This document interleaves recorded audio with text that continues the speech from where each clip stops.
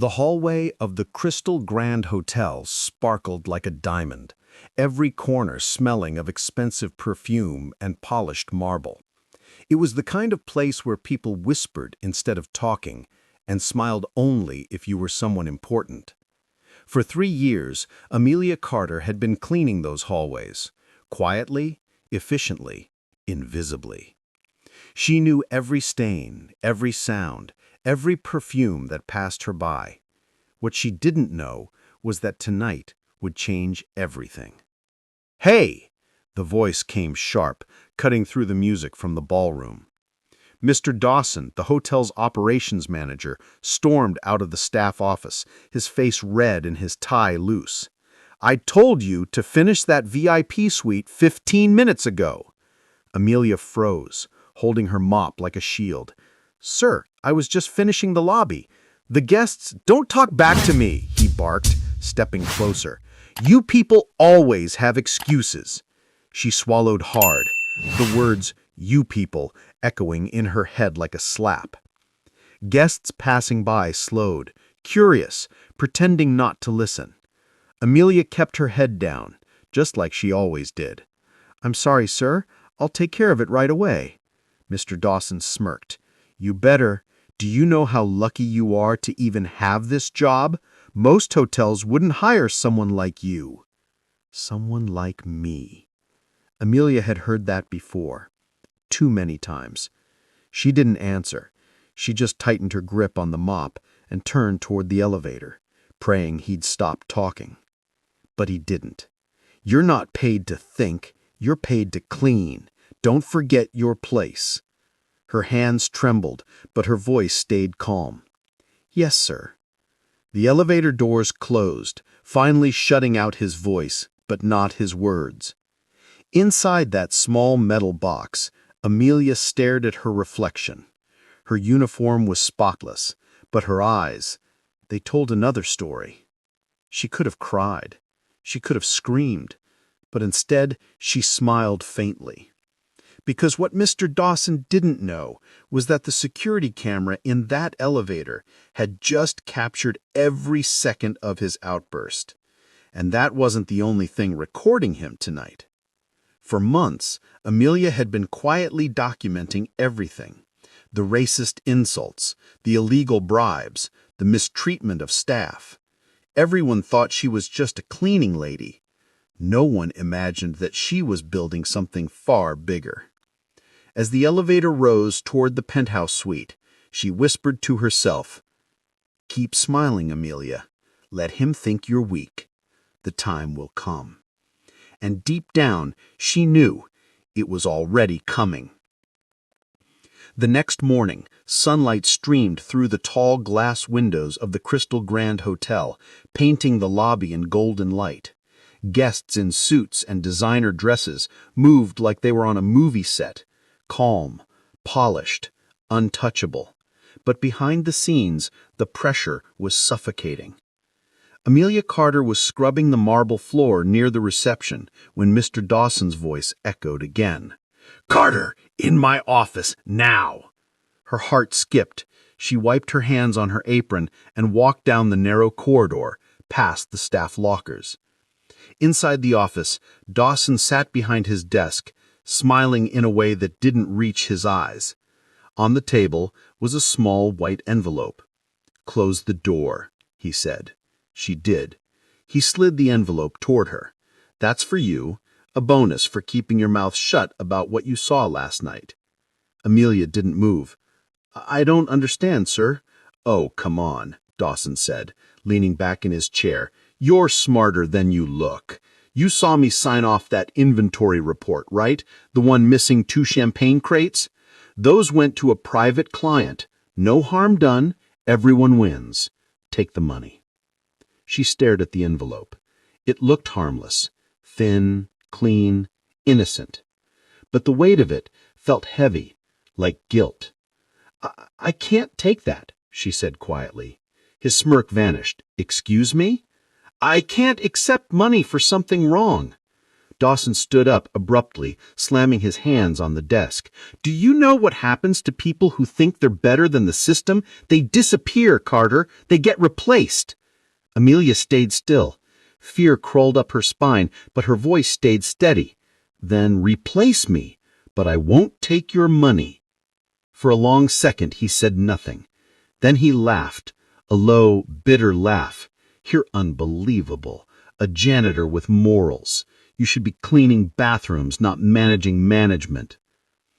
She looked straight into his eyes for the first time. "Maybe I clean better than you manage." The words slipped out before she could stop them. Dawson's face turned red. He stepped closer, lowering his voice. "You'll regret that." Amelia felt her pulse race, but she didn't back away. Maybe, but not today.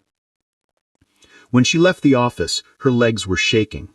Still, she smiled faintly.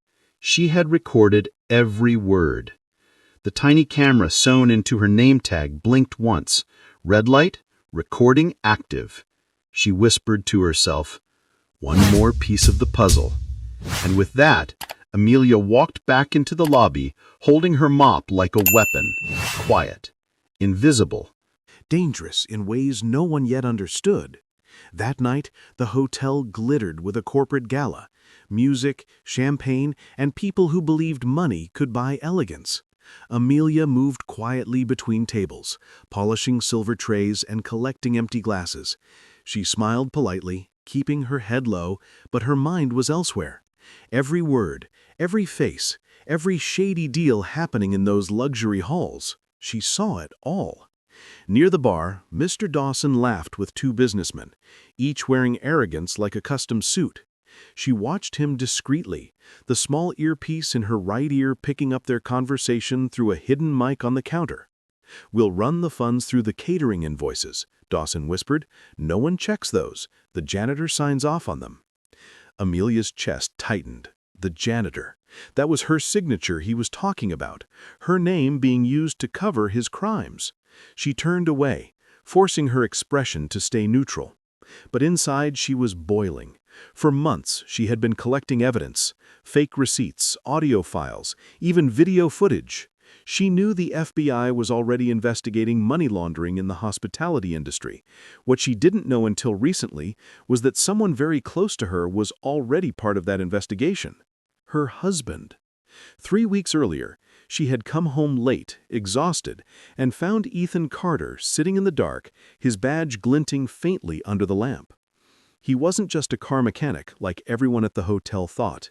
He was an undercover federal agent, deep inside a case connected to the same people Dawson worked for. "You were right, Amelia," he'd said that night, his voice calm but proud. "That hotel isn't just serving the wealthy, it's washing their money." She had stared at him, speechless. "You mean everything I've been recording?" "Is gold," Ethan finished. "Keep going. No one suspects a cleaning lady." From that night on, every mop, every duster, every trash bag she carried hid something far more dangerous than cleaning supplies. It hid the truth. Back in the ballroom, Amelia's phone buzzed softly in her apron pocket. One message appeared from Ethan. "Keep your distance. Things are moving faster than expected." She glanced across the room and saw a tall man in a dark suit she didn't recognize, standing near Dawson. He wasn't a guest. His eyes were scanning, calculating. Something told her this was just the calm before the storm, and soon that storm would have her name written all over it. The night had turned heavy with rain. Outside the Crystal Grand Hotel, lightning flashed against the tall glass facade, illuminating the city like a warning. Inside, the last guests were leaving, their laughter echoing faintly through the lobby. Amelia mopped the marble floors in silence, her reflection flickering under the lights. She was almost done when she felt it, that prickling tension at the back of her neck, the sense of being watched. Slowly, she turned. Mr. Dawson stood by the reception desk, half hidden in the shadows. His tie was gone, his sleeves rolled up, and his expression no longer pretended to be professional.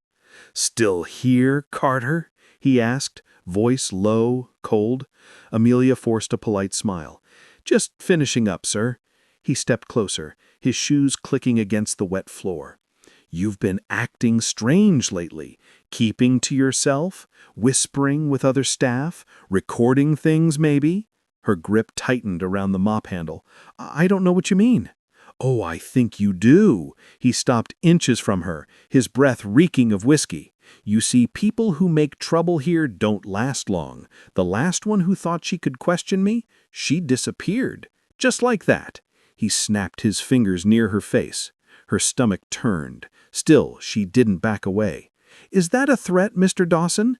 It's a warning. His smirk returned, cruel and confident. You should remember your place, sweetheart. You clean, I command. That's how the world works. Thunder cracked outside, shaking the windows. Amelia met his eyes, unflinching. Maybe that's how your world works, she said quietly, but it's changing. His smirk faltered. What did you just say? Nothing, sir. I'll be done soon. She picked up her cleaning cart and started toward the elevator, every step echoing through the empty lobby. Behind her, Dawson called out, We'll talk tomorrow, in private. The elevator doors slid shut. Amelia exhaled, her hands trembling. She reached into her pocket and tapped her earpiece twice. I think he's on to me, she whispered. Ethan's voice came through, calm and firm. Stay calm. We're tracking him. Don't let him corner you. But it was already too late. Because when the elevator reached the basement floor, the doors opened to darkness. And silhouette of Mr. Dawson standing there, waiting. The basement lights flickered weakly, humming with that eerie electric buzz that makes silence feel louder. The smell of cleaning products mixed with damp concrete, wrapping the air in tension. Amelia's heart thudded as the elevator doors slid fully open, and there he was. Mr. Dawson stood a few feet away, his sleeves rolled up, tie loosened, eyes sharp like a predator who finally cornered his prey. Surprised? He asked, his tone calm but chilling. You didn't think I'd just let you walk away after that little stunt in my office, did you? Amelia stepped back, keeping her voice steady. I'm just here to get more supplies. You shouldn't be down here. He laughed softly. You still don't get it, do you? This whole place, this hotel, it runs because of me. People like you, you're just part of the floor. He took a slow step forward, blocking her path to the exit. Now, why don't we have that private conversation I mentioned? She reached for the walkie clipped to her belt, but he was faster. He grabbed her wrist, squeezing hard enough to make her drop it. You've been recording things, haven't you? He hissed. You think you're smart. Maybe your little side job is spying for someone. Let me go, she demanded, struggling against his grip. You're making a mistake. Oh, I already made one. He shoved her against the wall. I should have fired you months ago. But before he could say another word, a voice echoed through the basement, deep, controlled, and sharp as a knife. I'd say you're the one making the mistake. Dawson froze. Amelia turned her head, breath catching. From the shadows at the far end of the hallway, a man stepped forward. Ethan Carter. Not in his grease-stained mechanic uniform this time, but in a dark suit, his badge gleaming under the flickering light. Two other men followed, both tall, both armed. Step away from my wife, Ethan said quietly. Dawson blinked, confusion flashing across his face. Your wife? Ethan's gaze didn't waver. You heard me. Now take your hands off her before I decide to forget I'm wearing this badge. For a moment, Dawson didn't move. Then, with trembling hands, he let her go. I didn't, Ethan interrupted, stepping closer, his voice low and dangerous. That's the problem. You never know who you're really dealing with. But tonight, you're going to find out. Amelia straightened her uniform, her eyes meeting her husband's. There was no fear there anymore, just quiet resolve. Ethan turned to her briefly. You okay? She nodded. I am now. Then he turned back to Dawson. You have 5 seconds to explain why you just assaulted a federal agent's wife in a federal investigation. The color drained from Dawson's face. Federal? What? Ethan's tone turned colder than steel. Welcome to the end of your empire, Mr. Dawson. For a few seconds, silence swallowed the entire basement. The only sounds were the hum of the fluorescent lights and Mr. Dawson's uneven breathing. His face turned pale as the words "federal investigation" echoed in his head. Ethan stepped closer, his posture calm, his tone lethal. You've been investigated for over a year, Dawson. Every fake invoice, every bribe, every dollar that disappeared into private accounts. We've got it all. That's insane, he shouted, trying to mask his anger with anger. You can't just walk in here pretending to be some cop. Ethan held up his badge. I don't have to pretend. The federal seal gleamed under the flickering light. Dawson stumbled backward. You're lying. This is a setup. Amelia finally spoke, her voice quiet, but cutting through the air like glass. No, Mr. Dawson. The setup was yours. The cover-ups, the missing shipments, the falsified maintenance records. You built this trap yourself. We just turned on the lights. He turned toward her, eyes wide. You were part of this? Amelia met his gaze without flinching. Every night I cleaned up your mess. Every insult you threw, every lie you told, I kept the evidence. She reached into her pocket and pulled out a small flash drive. 6 months' worth of recordings, documents, and witness statements. Everything you thought you got away with. His jaw trembled. You can't. That's illegal. You can't record me without permission. Ethan chuckled quietly. Actually, you can, when it's part of a federal sting operation. You just didn't read the fine print of your own security agreement. One of the agents stepped forward and handed Amelia a folder. She opened it, revealing dozens of photos. Dawson exchanging envelopes with politicians, signing falsified invoices, laughing beside known money launderers. Ethan leaned in. You remember that delivery truck you signed for last month? The one you claimed was hotel maintenance supplies. It was loaded with unreported cash, $2 million. You're finished. The man's legs buckled. He grabbed the edge of a table, staring blankly at the evidence spread before him. This can't be real, he whispered. Oh, it's real, Amelia said softly. And it's over.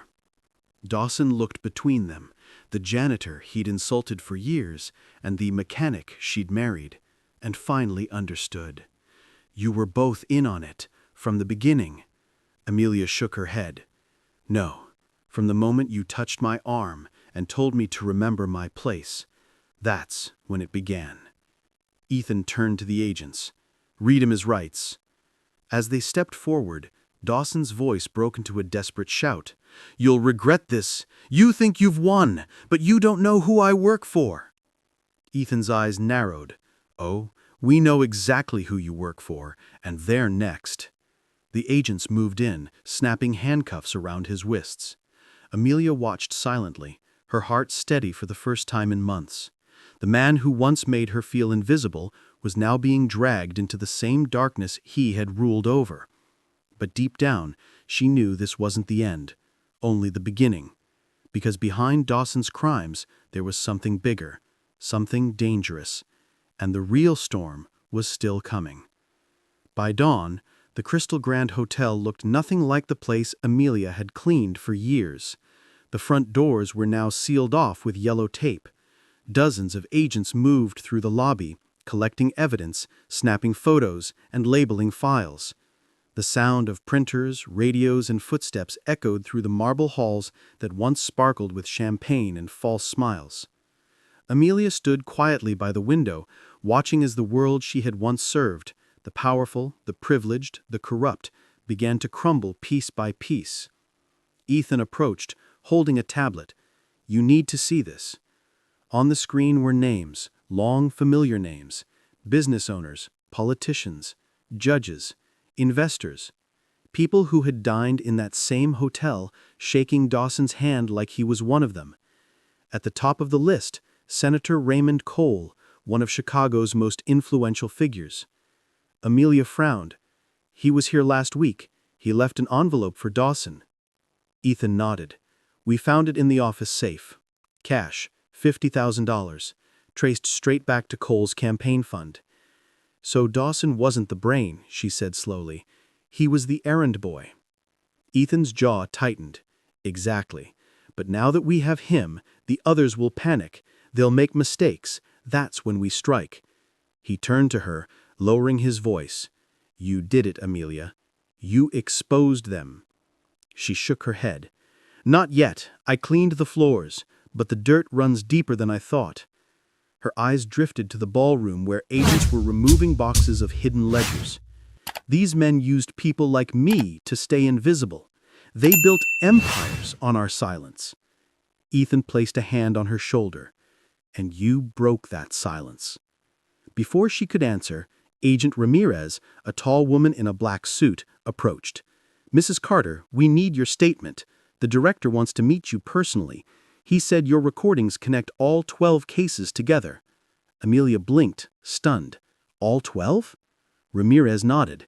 Every major laundering operation in the Midwest. Dawson was a link in a much bigger chain. Thanks to your evidence, we can bring the whole network down. For a moment, Amelia couldn't speak. She had started this thinking she was just standing up for herself, refusing to be humiliated, refusing to accept dirty money. She never imagined her quiet defiance would uncover an empire of crime. Ethan smiled softly. You always said cleaning was about details. Turns out that's what brought the truth to light. But just as they turned to leave, a radio crackled from one of the agents near the front door. Sir, we've got movement. A black SUV just left Senator Cole's residence, heading east, no security detail. Looks like he's running. Ethan exchanged a look with Amelia. Looks like it's starting. She took a deep breath. Then let's finish it. The next 72 hours shook the entire city. News helicopters hovered over downtown. Reporters shouted live from courthouse steps. Headlines screamed words like "Corruption Network Exposed" and "Senator Raymond Cole Indicted." Amelia watched it all unfold from the small apartment she and Ethan once used as their safe house. The television flickered with breaking news banners showing handcuffed businessmen, politicians, and even hotel executives being escorted into black SUVs. Each arrest felt like another piece of filth being scrubbed from the marble floors she used to polish. Ethan sat beside her, scrolling through updates on his phone. We've confirmed 43 arrests so far. Half of them pleaded guilty within hours. Amelia shook her head slowly. They really thought no one would ever touch them. They always do, until someone like you comes along. Meanwhile, the media had discovered her name, the janitor who brought down an empire.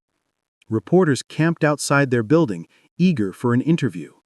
Universities called, non-profit organizations sent letters of thanks, and strangers mailed flowers to their door.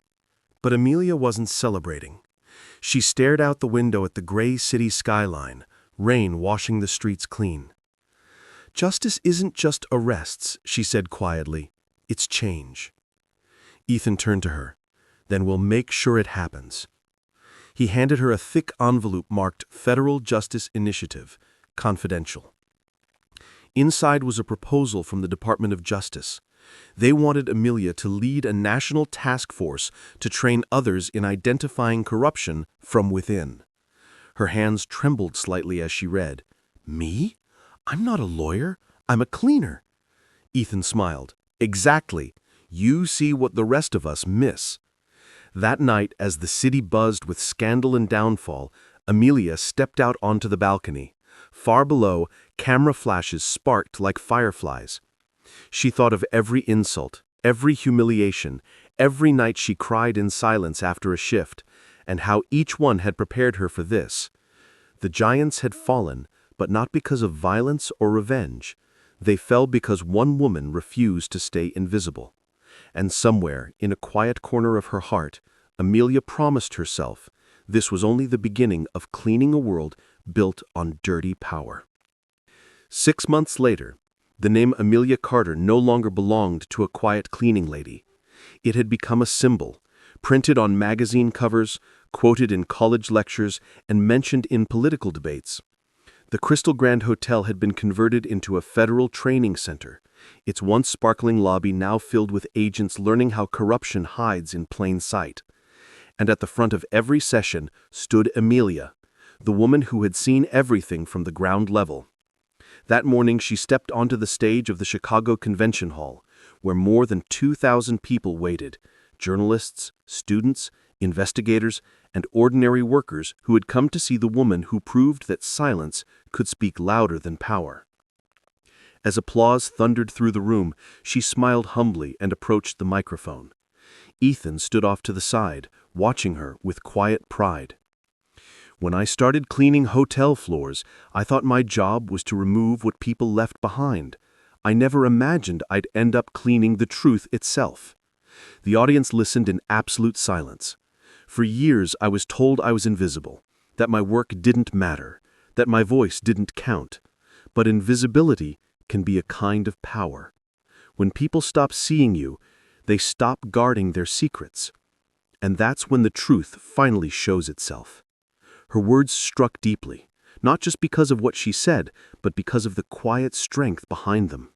She spoke about corruption, but also about dignity, about the janitors, waiters, and drivers who kept the world running while being treated as disposable, about how integrity doesn't come from power, but from persistence. When she finished, the entire room rose to their feet, clapping for almost 5 minutes. Later backstage, the governor of Illinois presented her with a golden plaque, National Integrity Award, for courage, justice, and the pursuit of truth. Ethan whispered, "You did it, Mia." She smiled softly. "No, we did it. Every person who was ever told to stay quiet, they did it with me." Outside the convention center, reporters shouted questions, but Amelia just looked up at the sky, whispering a prayer of gratitude. She had turned pain into purpose and silence into power.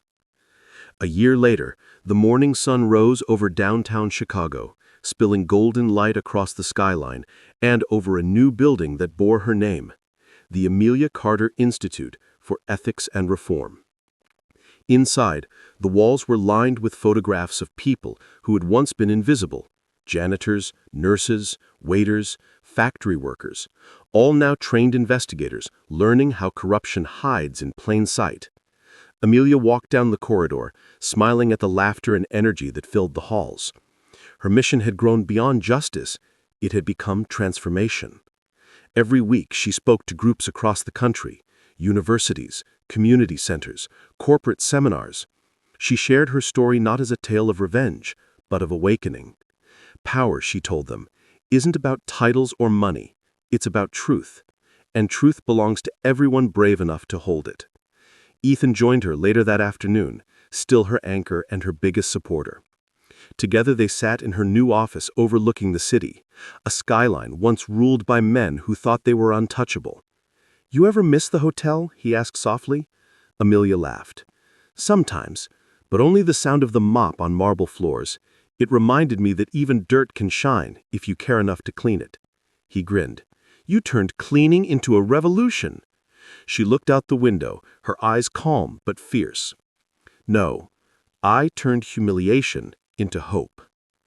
Down in the lobby, a group of young interns gathered around the main desk, where a plaque read, "Integrity is the quiet courage to do what is right when no one is watching." It was her favorite quote, the lesson she had lived, the message she wanted to leave behind. Years from now, people would forget the scandals and headlines, but they would remember the woman who refused to be silent, the woman who showed that a cleaning lady could take down an empire without shouting, only by standing firm in truth. As the day ended, Amelia turned off the lights in her office, took one last look at the city, and whispered with a peaceful smile, "Justice isn't loud, it's patient. It's the sound of one woman who refused to be invisible." And with that, she walked out, not as the janitor the world once ignored, but as the voice that taught it how to see.